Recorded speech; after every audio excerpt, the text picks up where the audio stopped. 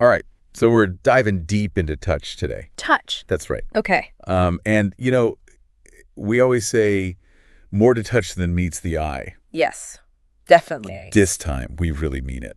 Absolutely. This source material is amazing. It's fascinating. It's really going to make you rethink touch in your relationships and how you use it and how you experience it. What's so often missed, I think, is how touch is such a primal language. Right. It really gets to the core of our being in a way that, words sometimes can't. And this source breaks it down into 8 specific areas where touch can be really powerful. Yes. So we're going to unpack the science of it and the psychology, but also what those touches actually communicate. I think that's a great approach. Yeah. Because it's one thing to understand, the mechanics of it, but what's really fascinating is the subtext. The meaning behind those touches. Yeah. Exactly. And I think that's where we really learn how to use touch effectively and how to interpret it as well. Okay. So are you ready to dive into the first area? Absolutely. Let's do it. This one I was surprised by. Okay. The small of the back. Okay. Interesting. Now, you wouldn't think that would be so loaded. Right. But the source material has this example of guiding your partner through a crowded room and just that light touch on the small of the back. Yeah. It's not just being polite, right? No, it's definitely not just polite. I mean, what is it communicating then? Well, I think about it this way. Yeah. You're in a crowded room. Maybe it's a little overwhelming. And that touch on the small of the back is saying, I'm here. Right. I've got you. I'm going to guide you through this. Yeah. And it also taps into that, I think, that primal need we all have for protection, for security. Yeah. So it's a very reassuring gesture. Interesting. Particularly in a situation that might feel a little vulnerable, like a crowded room. So there's an element of protection there. Absolutely. That I hadn't even thought about. I think it's something we do instinctively sometimes without even realizing the full impact of it. That's fascinating. Okay, so we're starting at the small of the back. All right. Let's move up a little bit. Okay. To the nape of the neck. The nape of the neck. Okay. This one seems super delicate to me. Oh, yeah. Almost secretive. It is. And the source draws a fascinating parallel here to animals exposing their necks as a sign of trust. Wow. It's like the most vulnerable part of their body. Yeah. And they're offering it up. So that translates to humans as well. I think so. And think about the nape of the neck. Yeah. It's so sensitive. Yeah. Physically, but also emotionally. Right. So even a light touch there can be incredibly intimate. Okay. I'm starting to see how much I've been missing. Right. By not being more intentional with touch. Yeah. And I think the key here is intentionality. Because when we're mindful about our touch, it becomes so much more powerful. Yeah. Okay. So let's move on to the next area on the list. Okay. The upper arm. The upper arm. All right. And I'm not talking about just a quick pat, like a lingering touch during a conversation. Okay, I see what you mean. Like you're really emphasizing what you're saying. Right, it's not just about getting someone's attention. Right. It's about deepening the connection. Yes. And the source actually links this to mirroring. What's that? Have you ever noticed how when you're really engaged with someone, you kind of subconsciously mimic their posture? Oh, yeah. Yeah. So adding a touch to that intensifies that feeling of being on the same wavelength. So it's like you're physically and emotionally synced up. Precisely. But isn't there a risk there? Yeah. Of being too forward? Well, of course, context is always important. You have to read the situation and the other person's cues. Yeah. But when it's done right, that touch on the upper arm during a deep conversation can say, I'm here with you. I'm present in this moment. Okay, so it's all about reading the room. Absolutely. Okay, this is really making me rethink all those times Right. I've awkwardly patted someone on the back. Well, we all have those moments. Yeah, okay, so ready for something a little more playful. Sure, let's hear it. Okay, so the source material talks about touching the knees. The knees, all right. And I'm imagining you're sitting close to someone, maybe watching a movie. Okay. And there's that light touch on the knee. I see what you mean. It's like, what is that saying? Well, this one is all about personal space, I think. It's that subtle way of saying, I want to be closer to you. Right. But just like with the upper arm, it's got to be done with finesse. You know, misread the signals, and it can go from playful to uncomfortable pretty quickly. Yeah. So it's like every touch we're talking about I think so. has this like delicate balance. Yeah, it does. You got to be confident enough to initiate it. Yes. But also tuned in to the other person. Absolutely. Reading those cues is so important. All right, let's move on to the next area. Okay. And this one feels like it has Yeah. even more potential for intimacy. All right. I'm intrigued. The waist. The waist. Okay. This is getting interesting. Yeah. And What does the source say about this one? well, think about the image they use. Oh, okay. Dancing. Dancing. Holding someone's waist Mm-hmm. as you move together. Yeah. It's so primal, it's connected. It is. It's very primal. And there's all this cultural baggage. You know, you're right. There are a lot of cultural associations. Like what? Well, think about it. The waist has long been linked to femininity Right. and sensuality. Okay. It's a focal point for attraction in many cultures. So a touch there, even an innocent one, Yeah. can be really charged. It can be very charged. Okay, so it's not just about the physical touch itself. Right. It's about all that history and meaning. It's about the subtext Right. that we bring to it. Exactly. Okay, let's move on to something that's Okay. almost universally recognized. Right. Holding hands. Holding hands. But I'm guessing there's more to it Oh, I'm sure there is. than just grabbing someone's hand, right? Yeah, I imagine so. So what does the source material say? Well, the source emphasizes the how over the what. Okay. So it's not just about the act of holding hands. Right. It's about the way you do it, Okay. the pressure you apply, Mm-hmm. whether your fingers are intertwined, even the simple act of looking into someone's eyes while you're holding their hand. Wow. All of those things add layers of meaning. I'm starting to realize I've really taken touch for granted.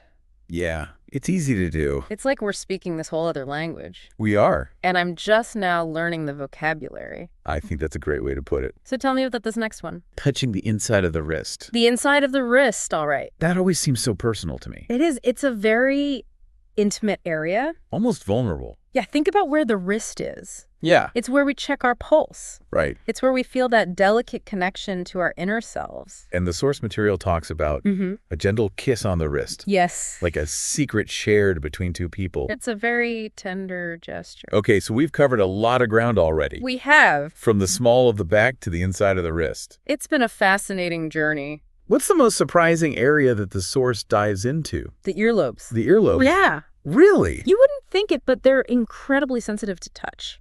I mean, I guess I can imagine that. Yeah. But I've never thought about the earlobes as being a particularly Protrusive area. sensitive area. They're packed with nerve endings. Hmm. The source talks about them as a gateway to both playful Well, and sensual touch. Think about whispering something in someone's ear, yeah. your breath brushing against their skin. Right. It can be incredibly stimulating. Wow, okay. I am definitely starting to see touch in a whole new light. I think we all are. We've only just begun to scratch the surface here, Yeah. but I think we need to pause Okay. and let all this sink in for a moment. Yeah, take a moment and think about what we've discussed so far. Yeah. Which of these areas resonated most with you? What memories or feelings did this bring up? We'll dive back into this fascinating world of touch Yes. in just a moment. Absolutely. So welcome back. I hope you had a chance to kind of reflect on those different areas. Yeah, I'm definitely more aware of those little touches now. Right. Like even just shaking someone's hand today, Yeah. it hit differently after talking about all this. It's amazing how much we communicate without even saying a word, right? Right. It's like a whole secret language. And it's not just about the physical sensation, it's the emotional weight that those touches carry. Okay, so we left off with the earlobes. Yes. I'm still trying to wrap my head around that one. It's a surprising one for sure. Seems so bold, I guess. Well, the source makes a good case for why it can be so effective. Okay, remind me. Well, for starters, the ear is one of the most sensitive parts of the body. Really? Yeah, it's packed with these specialized nerve fibers Oh boy, here we go. called C-tactile afferents, C-tactile afferents. which are specifically attuned to light, gentle touch. Okay, break that down for me. Okay, so imagine these nerve fibers Yeah. as like the velvet ropes of your nervous system. Okay. They're designed to detect those delicate touches, the Right. ones that convey affection and intimacy, Okay. and they send signals straight to the emotional centers of your brain. So basically touching the earlobes Yeah. is like a direct line to someone's emotions. In a way, yes. Wow, no wonder the source suggests it can be so powerful, even seductive. And because we're not used to being touched there, Yeah. it has that element of surprise. Right. It breaks us out of our touch routines, so to speak. And that can be incredibly incredibly stimulating. I'm starting to see the appeal, but, Yeah. This whole conversation might be making some people feel a little overwhelmed, I can understand that. especially if they're not used to being so touchy-feely. It's a lot to process. It is. And it's important to remember that everyone has their own comfort levels with touch. Right. What feels good for one person might be too much for another. Exactly. And there's no right or wrong way to experience this. Right. If you're feeling hesitant, that's perfectly okay. It's all about being open and honest with yourself and with your partner about what feels good and what doesn't. Communication is key. Always. And respect for each other's boundaries. Okay, so we've explored these 8 specific areas. Yeah.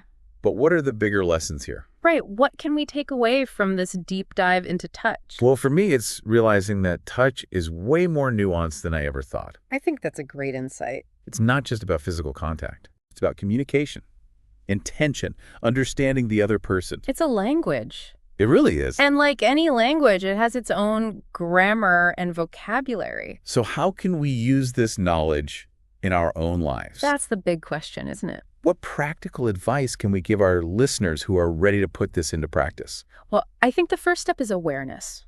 Okay. Start paying attention to how you use touch in your daily life. Like how? What messages are you sending? Are Yeah. you being intentional or just going through the motions? And pay attention to how other people respond to your touch. Yes. Are they leaning in? Are they pulling away? Right. Those subtle cues, They can tell you a lot. but at someone's comfort level. Exactly. And once you're more aware, Uh-huh. you can start being more deliberate. Okay. Think about where you place your hands, Mm-hmm. the pressure you apply, how long you hold a touch. Wow. So those little details. It's just like make a big difference. It's like learning a new language. It is. And just like with any language, it takes practice. Okay, so it's not just about knowing where to touch. Right. It's about how you touch Exactly. and not being afraid to experiment. Don't be afraid to try different types of touch and see what feels good for you and the people you care about. And it's not just about romantic relationships, is it? No, not at all. I mean, we've been focusing a lot on intimacy. Yeah. But touch is important in all kinds of relationships. Right, like a hug from a friend. Yes, or a reassuring pat on the back from a colleague. Yeah, those touches can be so powerful. Especially when someone is feeling down or stressed. So we're talking about way more than just flirting or being seductive. Absolutely. Touch can be a way of showing empathy, care. Right. Even just basic human connection. Okay, so it's like a fundamental part of who we are. It is. And the more we understand about it, the more we can use it to enrich our lives and our relationships. All right, so we've covered a lot of ground here. We have. We've talked about the science, the psychology, the practical applications of touch. It's been a fascinating discussion. But before we wrap up this part of our deep dive, Yeah. I want to leave you with a question to ponder. Okay. What is it? What role does touch play in your life? That's a good one. How do you use it to connect with others? And how might you use the power of touch to create more meaningful relationships in the future? Take some time to reflect on those questions. Yeah. And we'll be back in a moment. To explore some final thoughts on this fascinating world of touch. Okay, so we're back, and I don't know about you, but I feel like we've only just scratched the surface here. It's true. There's so much to unpack. It's like this whole world of touch that I never even knew existed. It's fascinating, isn't it? It is, and before we wrap up, Mm-hmm. I think we need to touch on something Right. really important. What's that? Consent. Ah, yes. Of course, we can't talk about the power of touch Right. without acknowledging the importance of consent. It's got to be respectful. Absolutely. It's got to be wanted. And consent goes beyond a simple yes or no. Yeah. So, Well, it's about being attuned to the other person's nonverbal cues. so like, Are they leaning in or pulling away? Is Mm. their body language open and relaxed, or do they seem tense? you're making me realize Yeah. I've probably missed those cues It's easy to do, so many times. especially when we're caught up in our own intentions. Yeah. But the more we pay attention to those nuances, Mm-hmm. the more we can create truly meaningful connections through touch. So it's like finding that sweet spot Yeah. where both people Right. Oh. feel safe, respected, and understood. Exactly. It's almost like a dance. It is like a dance. You have to be in sync with your partner, Yeah. responding to their lead, trusting that they'll do the same for you. Okay, so how do we encourage our listeners Yeah. to explore this, Mhm. but also be mindful of those boundaries? I think it starts with awareness. Okay. Pay attention to your own reactions to touch, both giving and receiving. Right.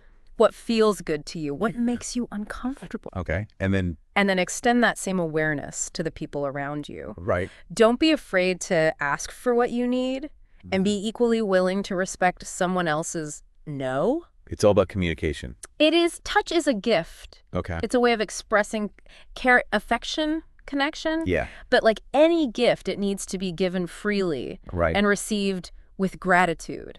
Okay, so we've been talking about how touch can deepen relationships, We have. but I think it can also be really healing. Oh, absolutely. Think about a time when you were going through something difficult Yeah. and someone simply held your hand. Or give you a hug Or a hug, exactly. when you needed it most. Touch has this amazing ability to soothe us, Yeah. to remind us that we're not alone, that we're loved and supported. And, in a world Right. that's increasingly digital Yeah. and disconnected, So true. that kind of touch is more important than ever. I think so. So as we wrap up this deep dive, I want to encourage everyone listening to embrace the power of touch. Yes. Be mindful, be respectful, Absolutely. but don't be afraid to reach out. Reach out Connect, and connect. and remember, touch is a two-way street. Oh, that's good. Be open to receiving touch as well, Okay. allowing yourself to be comforted, supported, and loved. Wow, what a great way to end this conversation. Thank you. I enjoyed it. Me too. Thanks for joining us, everyone. Yes, until next time.